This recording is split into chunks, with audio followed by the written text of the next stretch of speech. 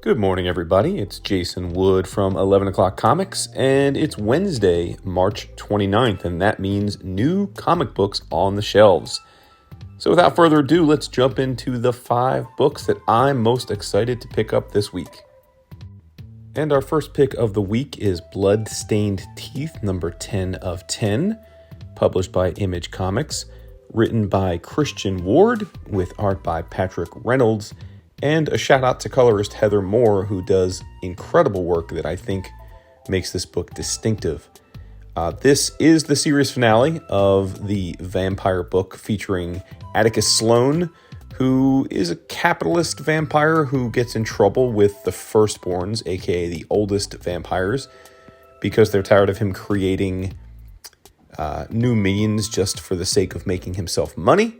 And he's been tasked throughout the series with eliminating all of his creations or face their wrath. But the series has evolved from its initial monster of the week kind of thing into a much more intricate look at capitalism and the good of the many versus the good of the few. I really have enjoyed it, and I can't wait to see how it wraps up. If you read Local Man number 1, then you shouldn't be at all surprised to see Local Man number 2 on the list. Published by Image Comics, this book was co-created and is co-written and drawn by Tim Seeley and great friend of the show and frequent co-host, Tony Fleece. As most of you know, this is a flip book. On one half, we're getting a modern look at discredited superhero Jack Saver, who's back in his hometown after being kicked off of his super team. And then we flash back to when he was on the team and we see a bit of his history, and that's drawn in that classic 90s Image style. Like I said, this flip book was a huge success out of the gates, and I know from talking to Tony what's in store, and I can assure you that this ride is just getting started. My third pick of the week is Parker Girls number 6, written and drawn by Terry Moore, published by Abstract Studios. This series is really starting to get that momentum going now, as billionaire Zachary May is trying to get away with murder, quite literally, and Tambi Kachu and the rest of the Parker Girls are having none of it. We saw last issue that Kachu is now deeply embedded in the circumstances, and from what I understand, this is the issue where we see Kachu at her best, blowing things up from the inside.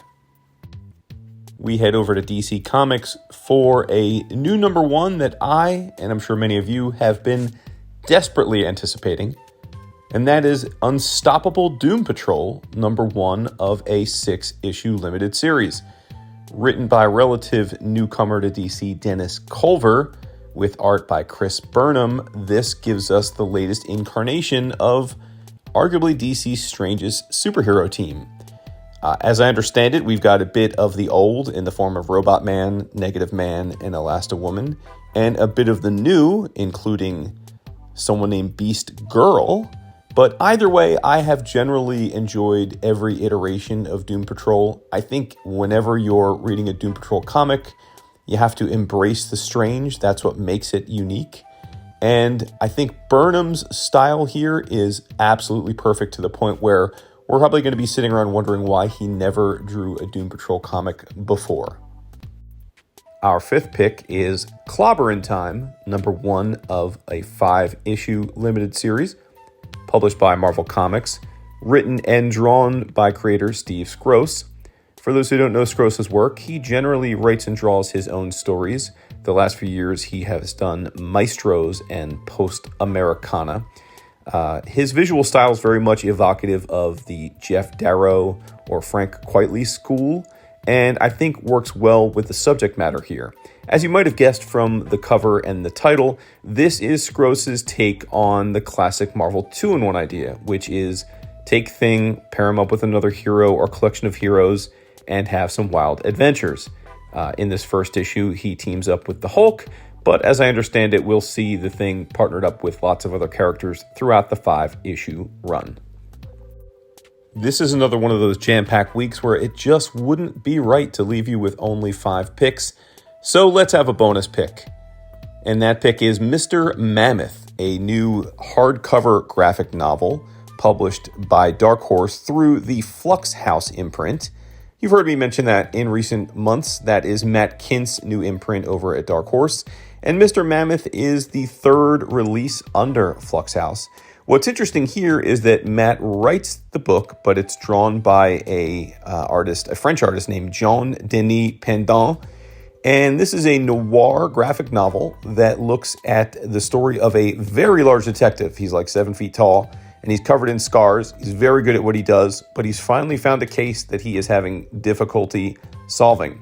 One other note, this book was originally published in Europe as a bande dessinée, a 2-volume set of French novellas, and now it's being brought over here and translated into English, which makes sense because Matt Kindt's obviously very popular over here.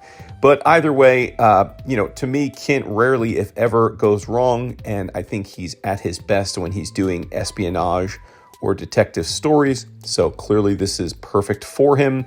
And having seen some of the artwork on this, I can say that although I was unfamiliar with Jean-Denis Pendant's work, I will be seeking it out in the future in all of its forms. So there you have it. There's the bonus pick, and I hope you have it in your budget to squeeze this tome in. That will do it for this week. Thanks, as always, for watching/listening. Please do me a favor and hit that like button. It only takes a second, but really, really helps out the channel. Also, if you dig what I'm laying down each week, please be sure to share this video with your comic friends. And most importantly, check us out on our podcast, 11 O'Clock Comics, which can be found anywhere that you get your podcast from. We are fast approaching our 900th episode, been doing it for 15 years strong, have never missed a week in the entire span. So if you want great, engaging, detailed comics and conversation about comics culture, that's the place. So again, check myself and my co-hosts Vince B. and David Price each and every week, actually 5 or 6 times a month, depending, at 11 O'Clock Comics. You can find that at 11o'clockcomics.com, or if you want to have a more direct engagement with us and a group of like-minded comic nerds, you can go to patreon.com/11 O'Clock Comics or facebook.com/groups/11 O'Clock Comics.